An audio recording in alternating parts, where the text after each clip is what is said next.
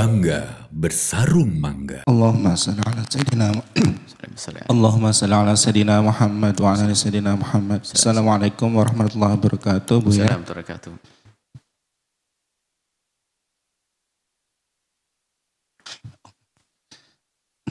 Izin bertanya Buya. Saya sering mendengar di masyarakat mengenai anak hasil hubungan zina, kemudian antara laki-laki pezina dan perempuan pezina, nantinya si anak tersebut ketika dewasa juga akan mengikuti perilaku ayah dan ibunya Buya. Dan katanya itu hal tersebut bisa sampai 7 turunan. Apakah dalam Islam itu sesuatu seperti itu benar adanya atau tidak? Kemudian bagaimana kalau misalkan hal tersebut terjadi di lingkungan dekat kita?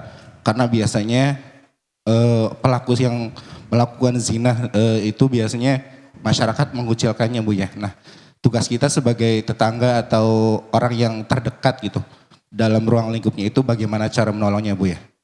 Assalamualaikum warahmatullahi wabarakatuh. Assalamualaikum warahmatullahi wabarakatuh. Ada memang kita pernah mendengar dan mungkin Anda juga pernah mendengar.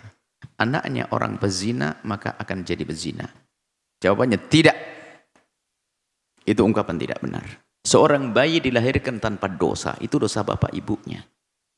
Jangan dibawa-bawa kepada anak. Seorang anak pezina bisa saja menjadi kekasih Allah, menjadi ulama. Dia tidak punya dosa, yang dosa bapak ibunya. Dan bapak ibunya bisa saja sudah tobat setelah itu. Ini adalah tidak tahu informasi. Ada satu hadis riwayat, hadis palsu. Hadis palsu. Katanya sampai 7 turunan kena hukuman apa itu. Nah, ada. Hadis palsu lagi, hadisnya palsu, dusta. Dibawa oleh seorang ustadz di mimbar lagi. Naudzubillah.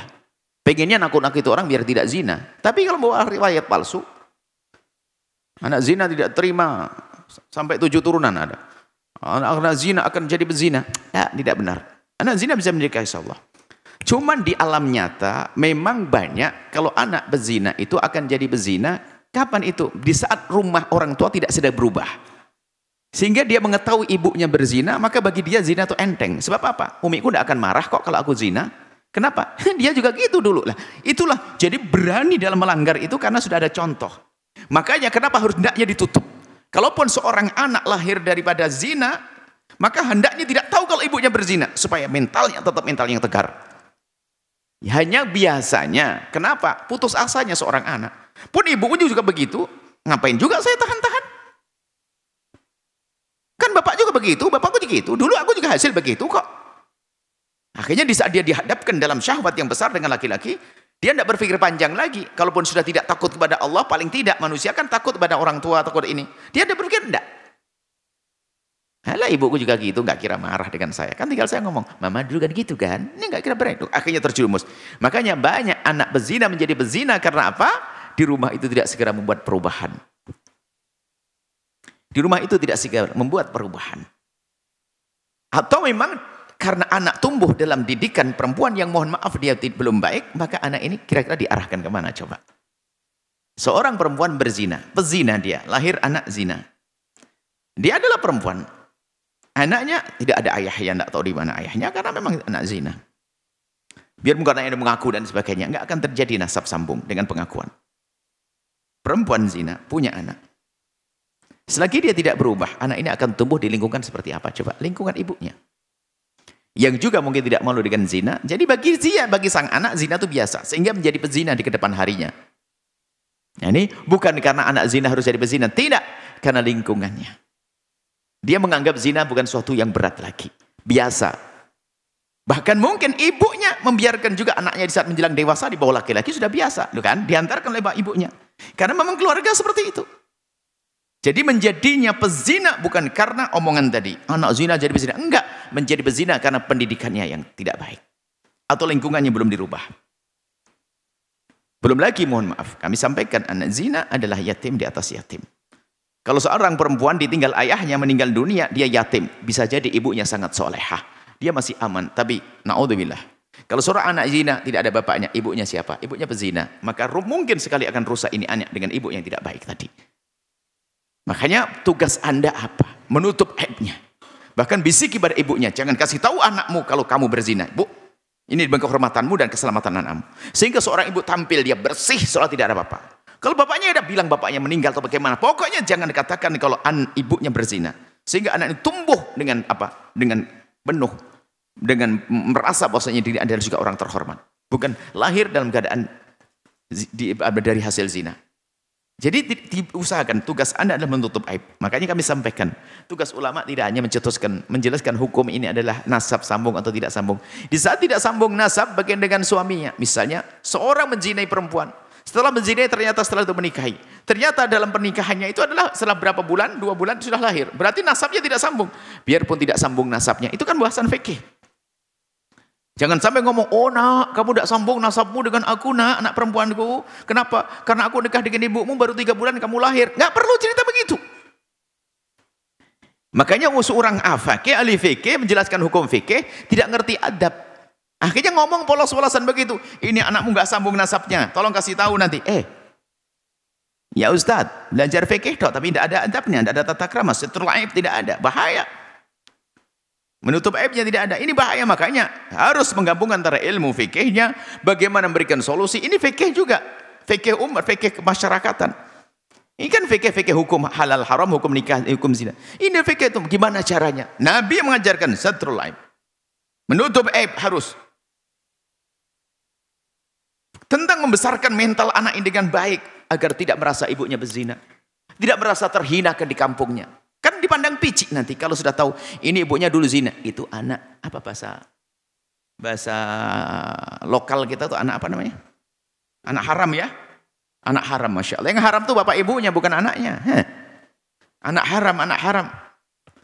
Bisa itu. Akhirnya menjadi di sekolah anak haram.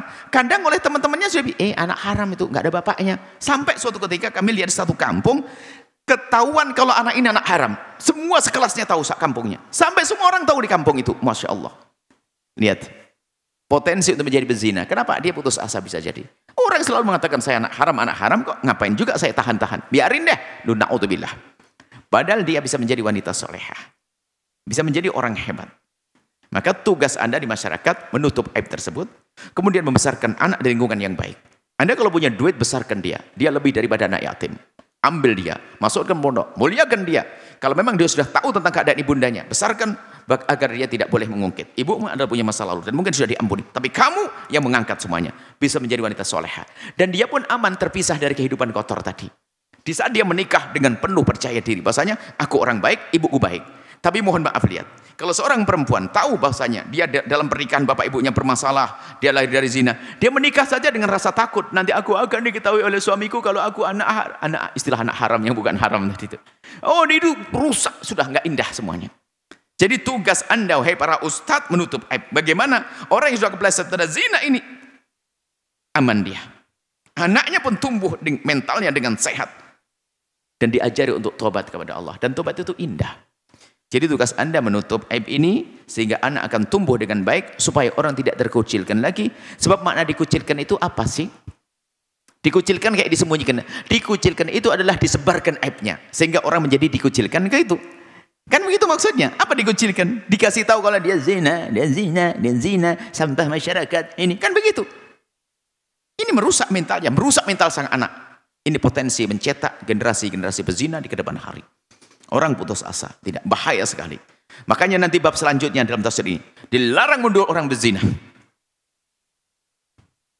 Menuduh berzina, mengatakan orang zina, nggak boleh. Bahkan kalau 3 orang melihat berzina lapor ke mahkamah, 3 orang dicambuk 3 orangnya. Kenapa? Tidak memenuhi 4 syarat. Jadi zina harus ditutup. Itu adalah kehinaan yang luar biasa, kotornya luar biasa di masyarakat.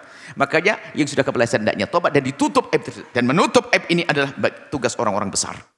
Anda akan jadi orang besar di hadapan Allah kalau Anda bisa menutup aib hamba-hamba Allah. Khususnya bab ini, bab zina yang kotor. Sebab kalau sudah bicara zina, bukan seperti orang meninggalkan sholat kotor di diri. Bukan seorang minuman keras kotor di diri, tapi zina kotor di keluarga, kotor di masyarakat. Nah itu ya, maka Anda tutup dengan cara yang cantik dan indah. Sampai anak tidak tahu kalau ibunya pernah berzina. Kalaupun menikah lagi tidak pernah tahu kalau ternyata anaknya dulu adalah hasil zina. Dengan bermacam-macam cara. Tugas Anda bukan sekedar menjelaskan hukum halal haram sebagai hukum fikih para ustadz. Ada hal lain lagi. menjaga akhlaknya, menjaga mentalnya, menjaga kemuliaannya, menjaga kehormatannya. Ini tugas kita semuanya. Wallahu a'lam bishawab.